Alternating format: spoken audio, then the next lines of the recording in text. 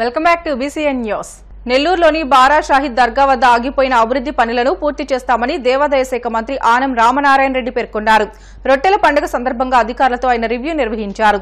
రొట్టెల పండుగ కోసం భారీగా భక్తులు వచ్చే అవకాశం ఉందని, ఎటువంటి అసౌకర్యాలు కలగకుండా తాగునీరు ఏర్పాటు చేయాలని, శానిటేషన్ అమలు చేయాలని అధికారులను సూచించారు.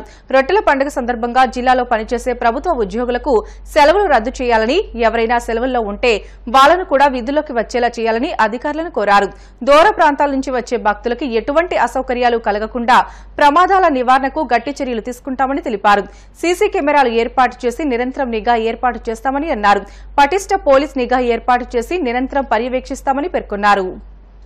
జిల్లాలో ఎక్కడైతే పవిత్రమైనటువంటి దర్గాలు మసీదులు ఉన్నాయో ఆ ప్రాంతాలన్నింటిలో కూడా శానిటేషన్ గానీ, డ్రింకింగ్ వాటర్ విషయంలో గానీ ప్రత్యేక శ్రద్ధ తీసుకోవాలని చెప్పి అధికారులందరికీ ఆదేశాలు ఇవ్వమని చెప్పి నేను నారాయణ గారిని కోరుతా ఉన్నాను. నెల్లూరుతో పాటు అనేక పవిత్రమైన ప్రార్థనా స్థానాలు ఉన్నాయి. అన్ని ప్రార్థనా స్థానాలకు కూడా నేను వెళ్తాను. వచ్చేటప్పుడు వెళ్ళేటప్పుడు ఆ ప్రాంతాలకు వెళ్లి చూసి మళ్ళీ వెళ్ళేటువంటి ఆనవాయితీ మన ఈ రొట్టెల పండుగలో ఉంది. ప్రతి ప్రాంతాన్ని పరిశుభ్రమైన వాతావరణం ఇప్పుడు మనం చూస్తూ ఉన్నాం. వాటర్ కంటామినేషన్ తో అనేక ఇబ్బందులు పడుతున్నాం. అటువంటి పరిస్థితులు ఆయా ప్రాంతాల్లో రాకూడదు. దానికి కావాల్సిన అన్ని చర్యలు ఇప్పటి నుంచే తీసుకోవాలి. అన్ని ప్రాంతాల్లో కూడా పరిశుభ్రమైనటువంటి త్రాగునీరు, అక్కడ కావాల్సిన శానిటేషన్ వర్క్, అలాగే అవసరమైన మేరకు కావాల్సిన టాయిలెట్స్ కూడా ఆ బస్ స్టాప్స్ లేకుండా పార్కింగ్ ప్లేసెస్ ఉన్న దగ్గర ఏర్పాటు చేయాల్సిన అవసరం. ప్రసిద్ధి చెందినటువంటి ఈ రొట్టెల పండుగని మన జిల్లాలో మనం నిర్వహించడం, మన ప్రభుత్వంలో ఇది మన అందరికీ గర్వకారణం. దేశమంతా కూడా నెల్లూరు వైపు చూడాలి. ముఖ్యంగా ఆంధ్రప్రదేశ్ వైపు నూతన ప్రభుత్వం చంద్రబాబు నాయుడు గారి నాయకత్వంలో, ఉప ముఖ్యమంత్రి పవన్ కళ్యాణ్ గారి నాయకత్వంలో, లోకేష్ గారి యొక్క నాయకత్వంలో ఈ జిల్లా నుంచి మున్సిపల్ శాఖ మంత్రిగా ఉన్నటువంటి నారాయణ గారి ఆధ్వర్యంలో ప్రపంచ దేశాలు, భారతదేశం అంతా కూడా ఈ నగరం వైపు చూడాలి అని అంటే ఇదొక పెద్ద కార్యక్రమం. మరీ ముఖ్యంగా ముఖ్యమంత్రి చంద్రబాబు నాయుడు గారికి, ప్రభుత్వానికి, అలాగే మన మంత్రి గారికి, శాసనసభ్యులకి మంచి జరిగే విధంగా మనం అందరం కలిసి పనిచేద్దామని తెలియజేసి మీ అందరితోటి మేము అందరం తోడుగా ఉంటాం, అందరం కలిసి ఒక్కటిగా నడుద్దామని చెప్పి తెలియజేస్తూ సెలవు తీసుకుంటాం. ఫైల్ విషయంలో మీరు ప్రత్యేకంగా ఫైల్ డిపార్ట్మెంట్ వాడు, మున్సిపల్ డిపార్ట్మెంట్ వాడు దాని మీద శ్రద్ధ ఇచ్చి ఫైల్ అయితే పక్కన ఎక్కడ ఉన్న మన టౌన్లోనే కాకుండా ఫైల్ పక్కన అవి కూడా తెప్పించుకొని ఆ 1 వీక్ ఇక్కడ ఉండే విధంగా చేయమని స్పెషల్గా చెప్తున్నాను. ఇప్పుడే గిరిగారు సలహా ఇచ్చారు. ఫుడ్ కోర్ట్స్ ఎక్కడంటే అక్కడ పెడుతున్నారు.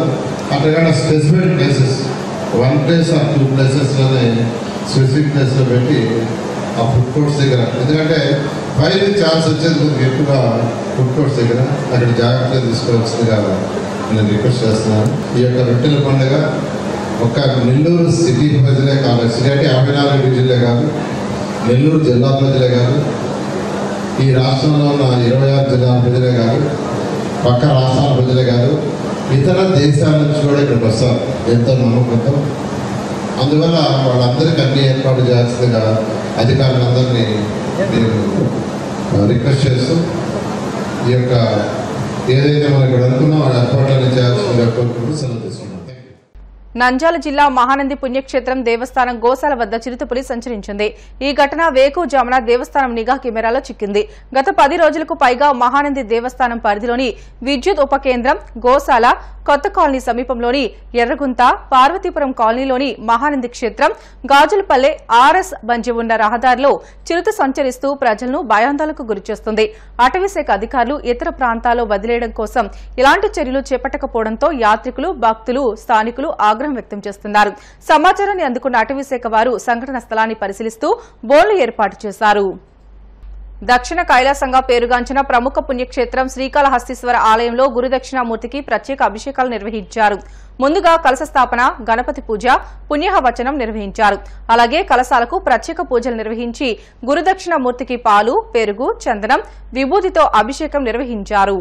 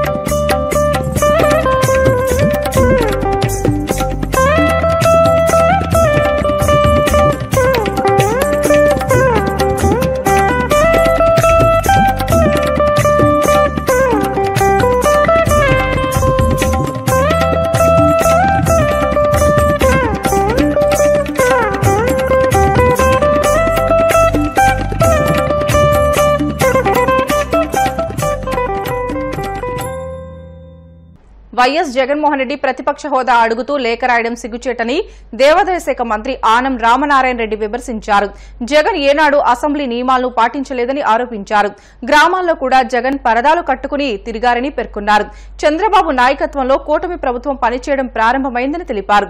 ప్రజలు తమపై పెట్టుకున్న నమ్మకాన్ని నిలబెట్టుకోవడమే తమ ప్రభుత్వ ఉద్దేశమని ఆనం రామనారాయణ రెడ్డి తెలిపారు. రాష్ట్రంలో 65 లక్షల పేద కుటుంబాలకు మేలు జరిగేలా సంక్షేమాన్ని అమలు చేస్తామని పేర్కొన్నారు. జూలై 1వ తేదీ నుంచి పింఛన్లు ఇస్తామని తెలిపారు. 4,000కు పెన్షన్లు పెంచుతూ చెప్పిన చంద్రబాబు మొదటి నెల నుంచి అమలు చేస్తున్నారని తెలిపారు. 3 నెలల బకాయిలను కూడా చెల్లిస్తామని తెలిపారు. జగన్మోహన్ రెడ్డి గారు 5 సంవత్సరాలు ప్రతిపక్షంలో ఉన్నాడు. గతంలో 5 సంవత్సరాల అధికారంలో ఉన్నాడు ముఖ్యమంత్రిగా. 151 స్థానాలు నాకు ఇచ్చారు ప్రజలని ఘనంగా చెప్పుకున్నాడు. కానీ ఏనాడు కూడా శాసనసభకి తెరలు వలలు లేకుండా ఆయన శాసనసభలో అడుగు పెట్టలేదు. శాసనసభకు వచ్చిందే తక్కువ. కనీసం 60 రోజులు శాసనసభ జరుగుతుందేమో అని చెప్పి అందరూ ఆశిస్తే చివరికి 10 నుంచి 15 రోజులకు పరిమితమైనటువంటి శాసనసభ సంవత్సరిక శాసనసభ సమావేశాలు. అటువంటి వ్యక్తి శాసనసభకు రావాలన్నా తన ఇంటి నుంచి శాసనసభ కార్యాలయానికి కూడా రోడ్లకి తెరలు కట్టుకునే వచ్చాడు. శాసనసభ ప్రాంగణానికి వచ్చేటువంటి దారిలో ఉన్నటువంటి గ్రామాల్లో ప్రతి ఇంటికి ఒక వల కట్టాడు. ప్రతి ఇంటికి ఆర్ముడ్ పోలీసుని పెట్టారు. ఇళ్లల్లో నుంచి ఎవరు తలుపు తీసి బయటికి కనీసం కంటి చూపుతో కూడా చూడడానికి లేదని 5 సంవత్సరాల కాలం తెరల వెనక వలల వెనక కాలం గడిపి శాసనసభ సమావేశాలంటే కూడా లక్ష్యం లేని విధంగా ప్రతిపక్షంలో శాసనసభనే అవమానించి వెళ్ళిపోయిన వ్యక్తి జగన్మోహన్ రెడ్డి. ఇవాళ ప్రతిపక్ష హోదా కావాలని అడగడం మరి ఆయన తెలిసి అడిగాడా లేదా అనేది పక్కన పెడితే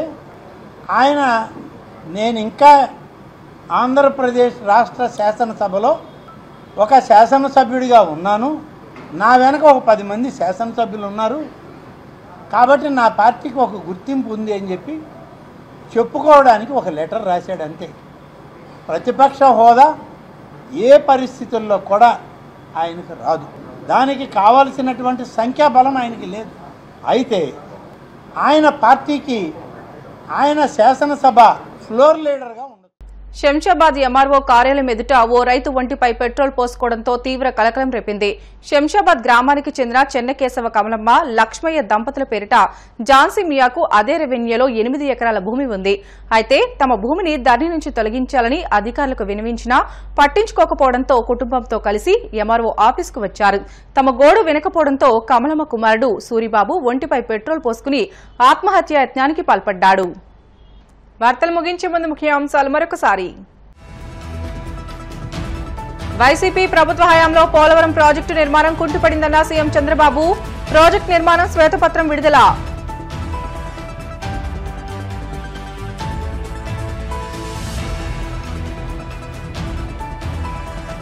విజయవాడ కనకదుర్గమ్మను దర్శించుకున్న తెలంగాణ రాష్ట్ర గవర్నర్ రాధాకృష్ణన్. సీఎం చంద్రబాబుతో మర్యాదపూర్వక భేటీ.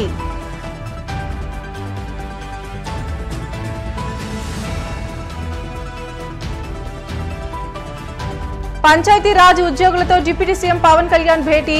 నిధుల వినియోగం, ఆయా శాఖల్లో చేపట్టిన పనులపై ఆరా.